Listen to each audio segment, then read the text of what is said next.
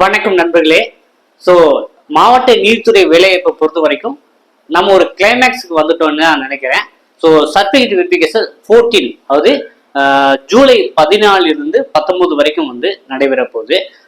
இது தொடர்பாக ஏகப்பட்ட பேருக்கு நிறைய சந்தேகங்கள் இருக்கு. ஸோ அதுக்கெல்லாம் சொல்யூஷனாக தான் இன்றைய காணொலி இருக்க போகிறது. நீங்க முதல் தடவை நமது சேனலை பார்க்குறவரா இருந்தா மறக்காம சப்ஸ்கிரைப் பண்ணிட்டு கண்டினியூ பண்ணுங்க. இப்ப அவங்கள அழைத்து இருக்கிறது. ஸோ நேம் லிஸ்ட் போட்டிருக்காங்க. இன்னும் ஒரு சில தினங்களை காட்டிக்கிட்டு வரோம். அது பாத்தீங்கன்னா அழைத்து எதற்காக அப்படின்னு நீங்க முதல்ல ஒரு புரிதல் எடுக்கணும். சரிங்களா? சான்றிதழ் சரிபார்ப்பு, அதாவது சர்டிபிகேட் வெரிஃபிகேஷன். ஓகேவா? அப்ப சர்டிபிகேட் வெரிஃபிகேஷன்னா அவங்க எதை வச்சு உங்களை வெரிஃபை பண்ணுவாங்கன்னா, நீங்க என்ன இன்புட் கொடுத்தீங்க, அப்ளிகேஷன் ஃபார்ம்ல என்னென்ன கொடுத்தீங்க, அது மட்டும்தான் அவங்க எதிர்பார்ப்பாங்க தவிர எக்ஸ்ட்ரா நீங்க என்ன கொண்டு வந்தாலும் அக்செப்ட் பண்ணிக்க மாட்டாங்க. ஏங்க, நான் அப்ளை பண்ணும் போது நான் கலப்பு திருமண சான்றிதழ் எடுக்கல. இப்ப நான் எடுத்து வச்சிருக்கேன், கொண்டு போலாமானா அது வேஸ்ட். நீங்க அப்ளிகேஷன்ல என்ன கொடுத்துருக்கீங்களோ அதை மட்டும் கொண்டு போனா போதும். வேற எதுவுமே புதுசா அவங்க ஆட் பண்ணாலும் அக்செப்ட் பண்ணிக்க மாட்டாங்க. ஓகேவா? ஸோ அதனால ஸ்டெப் பை ஸ்டெப்பா சொல்றேன், ஒரு புரிதலோட உள்வாய்க்கோங்க. இது சம்பந்தமா உங்களுக்கு டவுட்ஸ் ஏதோ வீடியோ ஃபுல்லா பார்த்துட்டு கமெண்ட்ல தெரிவிங்க. நம்ம அடுத்த காணொலியில இன்னும் டீட்டெயில்டா நம்ம டிஸ்கஷன் பண்ணலாம். ஸோ முதல்ல பிரைமரியா உங்களுடைய நேம். ஓகேவா? அவங்க பாக்குறது உங்க நேமை பாக்குறது எப்படி பார்ப்பாங்க, அப்ளிகேஷன் ஃபார்ம்ல நேம். சரிங்களா? அந்த நேமும் 10th மார்க்ஸ்ல நேமும் கரெக்டா இருக்கான்னு பார்ப்பாங்க. அப்ளிகேஷன் ஃபார்ம்ல 10th மார்க் ஷீட் அவங்க மென்ஷன் பண்ணது 10th மார்க் ஷீட். ஓகேங்களா? அப்ப 10th மார்க் ஷீட்ல நேம் கரெக்டான்னு பார்ப்பாங்க. ஸோ டேட் ஆஃப் பர்த், உங்க 10th மார்க் ஷீட்ல ஏஜுக்கான டேட் ஆஃப் பர்த் இருக்கும், அது ஃபைண்ட் அவுட் பண்ணுவாங்க. ஓகேவா? ஸோ இது பிரைமரி. அப்புறம் அவங்க பாக்குறது பாத்தீங்கன்னா கம்யூனிட்டி. ஏன்னா இதை பொறுத்து இந்த கம்யூனிட்டி சர்டிபிகேட்டை பொறுத்து தான் உங்களுக்கு ரிசர்வேஷனே கொடுக்குறாங்க. அப்ப இந்த கம்யூனிட்டி பார்ப்பாங்க, ஏஜ் டேட் ஆஃப் பர்த் கன்ஃபார்மா பார்ப்பாங்க, நேம் உங்களுடைய ஐடென்டிட்டி. ஓகேவா? ஸோ அந்த கம்யூனிட்டி இதுல நிறைய பேருக்கு ஒரு டவுட்ஸ் இருக்கும். என்ன அப்படின்னா, நான் புது சர்டிஃபிகேட் வாங்கிட்டு போகணுமா இல்ல பழசே போதுமா அப்படின்னு.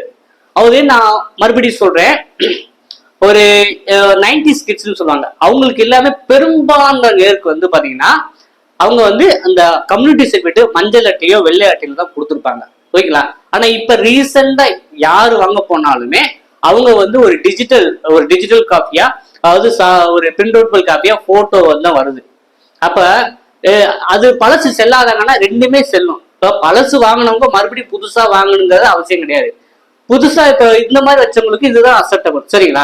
அதனால பழசு இருக்கிறவங்க புதுசா மாத்திக்கிட்டு இருக்காதீங்க. ஏற்கனவே நீங்க பழசு கரெக்டா வச்சிருக்கீங்களா அதுங்க.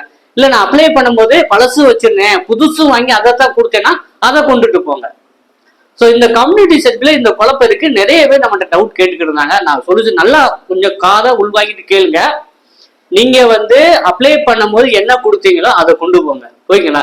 இதுல ஒரு சில பேருக்கு ஒரு குழப்பம் இருக்கும். என்ன அப்படின்னா, நான் பழசா இல்ல புதுசு இப்ப வாங்கிட்டு போகணுமான்னு யாரோ பழக்கி விட்டுருப்பாங்க. அதெல்லாம் கவலைப்படாதீங்க. நீங்க என்ன இன்புட் கொடுத்துருக்கீங்க, பழசு கொடுத்தா பழசு கொண்டு போங்க, புதுசு கொடுத்தா புதுசதான் மென்ஷன் பண்ணிக்கிறேன் அதையும் கொண்டு போயிருங்க. ஓகேவா? ஸோ இந்த குழப்பம் வேண்டாம். அப்புறம் பாத்தீங்கன்னா, நீங்க என்ன குவாலிஃபிகேஷன், அவங்க குவாலிஃபிகேஷன் என்ன மென்ஷன் பண்ணிருக்கீங்க. அப்ப நீங்க டிகிரி முடிச்சிருந்தீங்கன்னா டிகிரி சர்டிஃபிகேட் வேணும். சரிங்களா?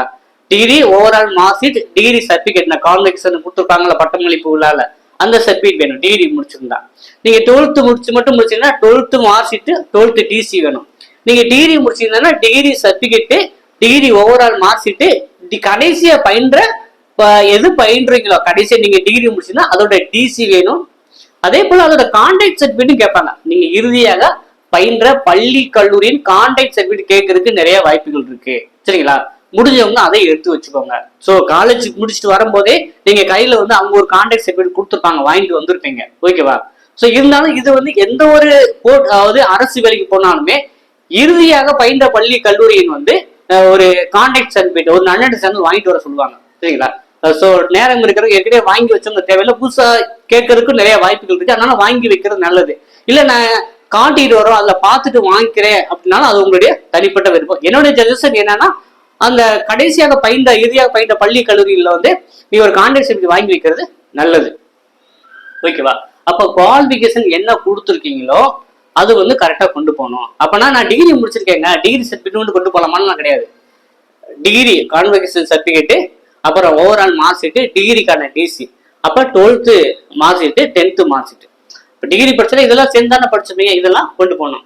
அப்புறம் வந்து ப்ரியாரிட்டி நீங்க மென்ஷன் பண்ணிருந்தீங்க. அது 21 வகையான கேட்டகரியில ப்ரியாரிட்டி கொடுத்துருந்தாங்க. அதுல என்னது, முதல் தலைமுறை பட்டதாரி சான்றிதழ்.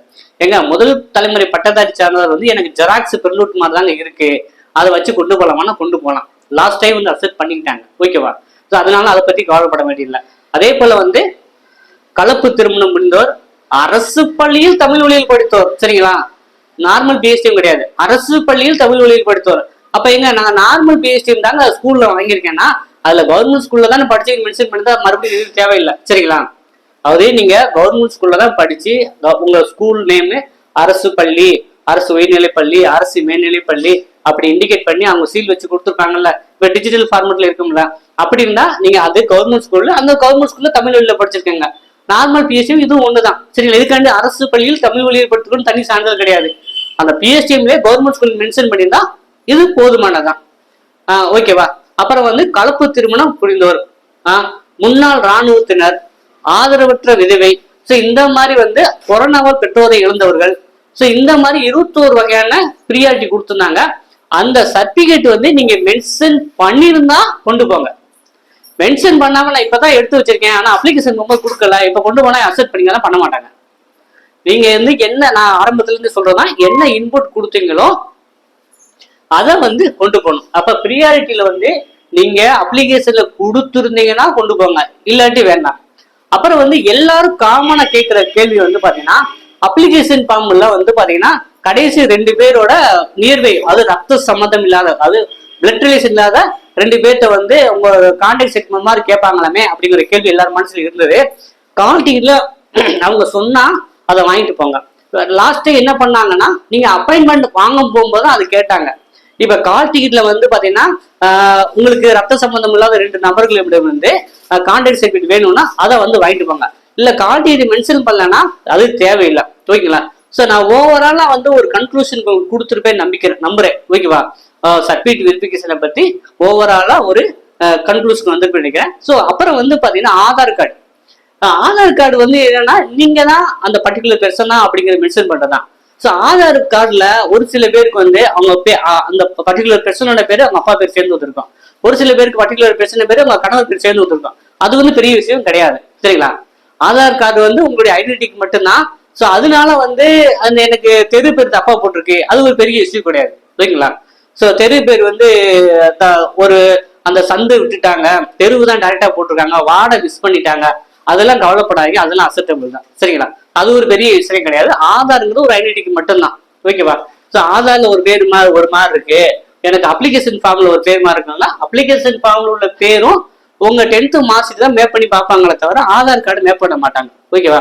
ஆதார் கார்டு ஒரு சில பேருக்கு அப்பா பேரே சேர்த்து போட்டிருப்பாங்க, அது ஒரு பெரிய விஷயம் கிடையாது, ஏன்னா இது அவங்க அப்பா பேரு சொல்லிடுறீங்க, ஓகேவா.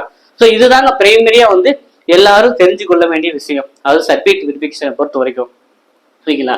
இது சம்பந்தமா எனக்கு இன்னும் டவுட் இருக்குங்க, தீராத டவுட்டா இருக்கு அப்படின்னா கமெண்ட்ல தெரிவிங்க. இன்னைக்கு ஈவினிங்க உங்களுக்கு வந்து ஒரு வீடியோ பண்ணிடுறேன், கிளாரிட்டியா இருக்கலாம். அதாவது நம்ம காணொலி மூலமா கோர்ட் எக்ஸாம் ப்ரிப்பேர் பண்றதுக்கு ஆரம்பம் முதல்ல என்ன சொல்லிட்டு வந்தோம், சிறப்பான தொடக்கம் பாதி வெற்றிக்கு சமம்னு சொல்லியிருந்தோம், ஓகேவா. நான் அப்ளிகேஷன்ல நீங்க இது வந்து இந்த சர்டிபிகேட் பேசிக்கிறதுல பர்ஃபெக்டா முடிச்சாலே உங்களுக்கு பாதி வேலை கிடைச்ச மாதிரி நம்புங்க, ஓகேவா. சர்டிபிகேட் வெரிஃபிகேஷன் வந்து நீங்க பர்ஃபெக்டா முடிச்சாலே உங்களுக்கு பாதி வேலை கிடைச்ச மாதிரி அப்படின்னு நம்புங்க. ஸோ இந்த காணொலி உங்களுக்கு சிறிதளவினாலும் பயனுள்ளதாக இருக்கும் அப்படின்னு நம்புறேன். ஸோ இந்த வீடியோ பிடிச்சா மறக்காம லைக் பண்ணி வச்சுருங்க, உங்க நண்பர்களுக்கும் தேவைன்னா அவங்களுக்கும் ஷேர் பண்ணுங்க. மீண்டும் சந்திப்போம், நன்றி, வணக்கம்.